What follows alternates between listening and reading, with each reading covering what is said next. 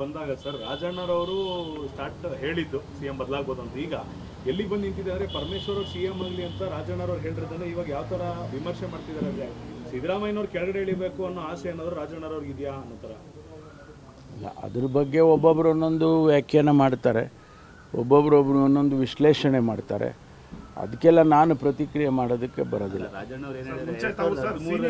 Claim ಮಾಡ್ತಿದ್ರಿ sir, ಅವ್ರಿಗಿಂತ ಮುಂಚೆ ನಾನು ಕೆಪಿಸಿಸಿ ಅಧ್ಯಕ್ಷನಾಗಿ 8 ವರ್ಷ ಇದ್ದೆ ಅಂತ ಸೀನಿಯಾರಿಟಿ ಕ್ಲೈಮ್ ಮಾಡ್ತಿದ್ದೆ. ಈಗ ಯಾಕೆ ಸರ್ ತುಂಬ ಸೈಲೆಂಟ್ ಆಗಿಬಿಟ್ಟಿದ್ರಲ್ಲ ಸರ್? ನಾನೇನು ಸೈಲೆಂಟ್ ಆಗಿಲ್ಲಪ್ಪ, ಏನು ನಾನು ದಿನ ಟಾಮ್ ಹೊಡ್ಕೊಂಡು ಓಡಾಡಲ್ಲ. ಪಕ್ಷದಲ್ಲಿ ನಮ್ಮ ಹೈಕಮಾಂಡ್ನವರು ಇದ್ದಾರೆ, ಹೈಕಮಾಂಡ್ನವರು ಯಾವ ಸಂದರ್ಭದಲ್ಲಿ ಏನು ಮಾಡಬೇಕು ಅನ್ನೋದ್ರ ಬಗ್ಗೆ ತೀರ್ಮಾನ ಮಾಡ್ತಾರೆ. ನಾವೆಲ್ಲ ಹೇಳಿಕೆಗಳು ಕೊಟ್ಕೊಂಡು ಮಾಧ್ಯಮದ ಮೂಲಕ ನಾನೇನು ಆಗುವುದಕ್ಕಾಗೋದಿಲ್ಲ. ಹೈಕಮಾಂಡ್ನವರು ತೀರ್ಮಾನ ಮಾಡ್ತಾರೆ.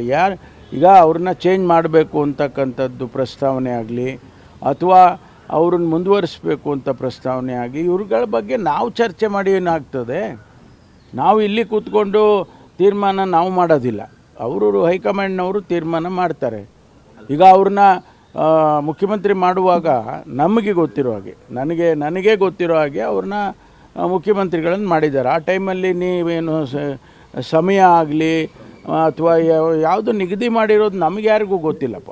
ನಮ್ಗೆ ಯಾರೂ ನಮಗೆ ಜನರಲ್ ಸೆಕ್ರೆಟರಿ ಆಗಲಿ ಹೈಕಮಾಂಡ್ನವ್ರು ಯಾರೂ ನಮಗೇನು ಹೇಳಿಲ್ಲ ಸರ್. ಆದರೂ ಈಗ ಹೇಳಿಲ್ಲ ಅಂತ ಹೇಳ್ತೀರಾ, ಅಟ್ಲೀಸ್ಟ್ ಯಾರು ಒಬ್ರು ಕ್ಲಾರಿಟಿನಾರು ಕೊಡಬೇಕಲ್ಲ, ಮಾಡ್ತೀವಾ ಚೇಂಜಸ್ ಇಲ್ವಾ ಅಂತ. ಅಲ್ಲ, ಆ ಪ್ರಶ್ನೆ ಇದ್ದರೆ ಕ್ಲಾರಿಫಿಕೇಶನ್ ಕೊಡ್ತಾರೆ. ಪ್ರಶ್ನೆನೇ ಇಲ್ಲ ಅಂದರೆ ಯಾರು ಕ್ಲಾರಿಫಿಕೇಶನ್ ಸುಮ್ಮನೆ ಹೇಳ್ತಾರ? ಅಲ್ಲಲ್ಲ, ಸುಮ್ಮನೆ ಹಂಗಲ್ಲ.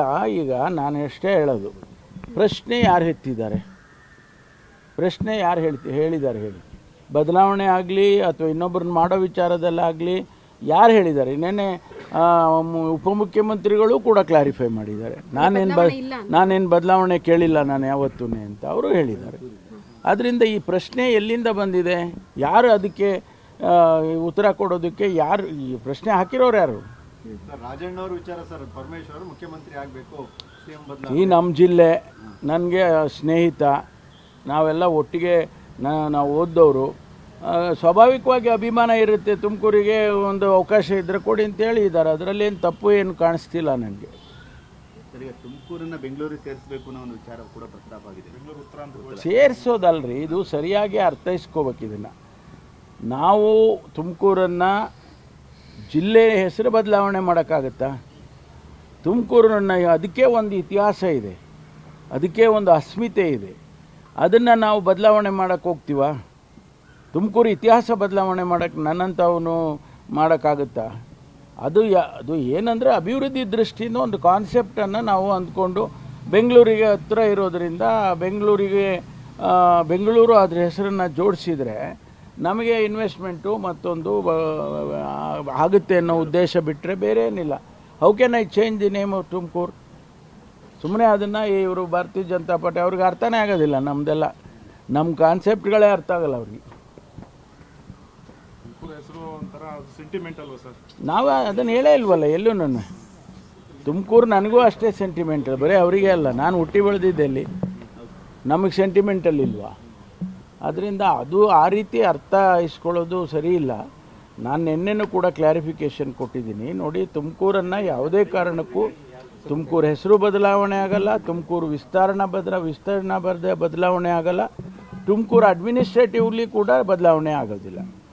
ಒಂದು ಬೆಂಗಳೂರಿಗೆ ಹತ್ತಿರ ಇರೋದರಿಂದ ಬೇರೆ ಬೇರೆ ರಾಜ್ಯದಲ್ಲೆಲ್ಲ, ಈಗ ಡೆಲ್ಲಿನಲ್ಲಿ ಮಾಡಿದ್ದಾರೆ, ನೋಯ್ಡಾ ಅವನ್ನೆಲ್ಲ ಸೇರಿಸ್ಕೊಂಡು. Noida is part of Delhi. Noida identity ತೆಗ್ದಿಲ್ಲ ಅವರು, ನೋಯ್ಡಾ ಹಾಗೇ ಇದೆ. ಆದರೆ ಡೆಲ್ಲಿಗೆ ಒಂದು ಭಾಗ ಅನ್ನೋ ಥರ ಬೇರೆ ಬೇರೆ ದೇಶದಲ್ಲೂ ಮಾಡಿದ್ದಾರೆ. ದೊಡ್ಡ ದೊಡ್ಡ ಸಿಟಿಗಳಲ್ಲಿ ಹತ್ತಿರ ಇರ್ತಕ್ಕಂಥ ಪಟ್ಟಣಗಳನ್ನು ಸೇರಿಸ್ಕೊಂಡು ಅದನ್ನು ಬೆಳೆಸ್ತಾರೆ. ಅದನ್ನೇ ನಾನು ಹೇಳಿರೋದು. ಡಿಸೆಂಟ್ರಲೈಸ್ ಆಗಲಿ ಅಂತ ಸರ್, ಅಥವಾ ಅಲ್ಲಿ ಇಂಡಸ್ಟ್ರಿಯಲ್ ನೋಡಿ, ತುಮಕೂರನ್ನು ಬೆಳೆಸಬಾರ್ದಾ? ಹಾಗೆ ಇರಬೇಕಾ? ನಾವು ಹಂಗೆ ಹಿಂದೆ ಬಿದ್ದು ಹೋಗ್ಬೇಕಾ? ಇಷ್ಟು ಹತ್ತಿರ ಬೆಂಗಳೂರಿಗಿರೋರು ಈಗ 20,000 ಎಕರೆಯಲ್ಲಿ ಇಂಡಸ್ಟ್ರಿಯಲ್ ಹಬ್ಬು ಮಾಡಿದ್ದಾರೆ. ಈಗಾಗಲೇ ಸುಮಾರು 2 ಫೇಸ್ ಆಗಿದೆ. ನನ್ನದೇ ಕ್ಷೇತ್ರದಲ್ಲಿ ಬರುತ್ತೆ. ಅದರಲ್ಲಿ ಈಗ ಅದನ್ನು ಏಷ್ಯಾದಲ್ಲೇ ಅತಿ ದೊಡ್ಡ ಇಂಡಸ್ಟ್ರಿಯಲ್ ಹಬ್ ಅಂತ ಕರೀತಾ ಇದ್ದಾರೆ. ಜಾಪನೀಸ್ ಟೌನ್ಶಿಪ್ಗೆ 500 ಎಕರೆ ಜಾಗ ಕೊಟ್ಟಿದ್ದೀವಿ. ಅಲ್ಲಿ ನಿಮ್ಸ್ ಬಂದಿದೆ, ಫುಡ್ ಪಾರ್ಕ್ ಬಂದಿದೆ, ಜಾಪನೀಸ್ದು ಟೈಮೆಕ್ ಅಂತ ಒಂದು ಕಂಪನಿ, ದೊಡ್ಡ ಕಂಪನಿ ಬಂದಿದೆ. ಈಗ ಎಲ್ಲ ಕಂಪನಿಗಳೆಲ್ಲ ಬರ್ತಾ ಇದ್ದಾವೆ. ಅದನ್ನು ನಾವು ಹೆಚ್ಚು ಬೆಳೆಸಬೇಕು ಅನ್ನೋದನ್ನು ಬಿಟ್ಬಿಟ್ಟು ನಾವು ಹಾಗೆ ಸ್ಟೇಟಸ್ಕೋ ಮೇಂಟೈನ್ ಮಾಡೋಕ್ಕಾಗುತ್ತಾ? ನಮ್ಮಲ್ಲಿ ಲಕ್ಷಾಂತರ ವಿದ್ಯಾರ್ಥಿಗಳಿದ್ದಾರೆ. Tumakuru is education centre. ಹೆಚ್ಚು ಕಮ್ಮಿ 9 ಇಂಜಿನಿಯರಿಂಗ್ ಕಾಲೇಜ್ ಇದೆ, 3 ಮೆಡಿಕಲ್ ಕಾಲೇಜ್ ಇದೆ. ಆ ವಿದ್ಯಾರ್ಥಿಗಳೆಲ್ಲ ಅವ್ರಿಗೆ ಅಪರ್ಚುನಿಟೀಸ್ ಬೇಕಲ್ವಾ? ಸ್ವಲ್ಪ ಲಾರ್ಜರ್ ಇಂಟ್ರೆಸ್ಟಿಂದ ನೋಡಬೇಕು ಅಂತೇಳಿ ನಾನು ಭಾರತೀಯ ಜನತಾ ಪಾರ್ಟಿ ಸ್ನೇಹಿತರಿಗೆ ಹೇಳೋದಕ್ಕೆ ಬಯಸ್ತೇನೆ. ನಿರ್ಭೀತ, ನಿಷ್ಪಕ್ಷಪಾತ, ವಿಶ್ವಾಸಾರ್ಹ ಸುದ್ದಿಗಳಿಗೆ ಮತ್ತೊಂದು ಹೆಸರಾಗಿರುವ News18 ಕನ್ನಡ ಈಗ ಆಪ್ನಲ್ಲೂ ಲಭ್ಯವಿದೆ.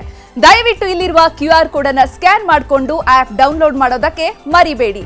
ನಿಮ್ಮ ಬೆಂಬಲ ಹೀಗೆ ಸದಾ ನಮ್ಮೊಂದಿಗಿರಲಿ. ಧನ್ಯವಾದ.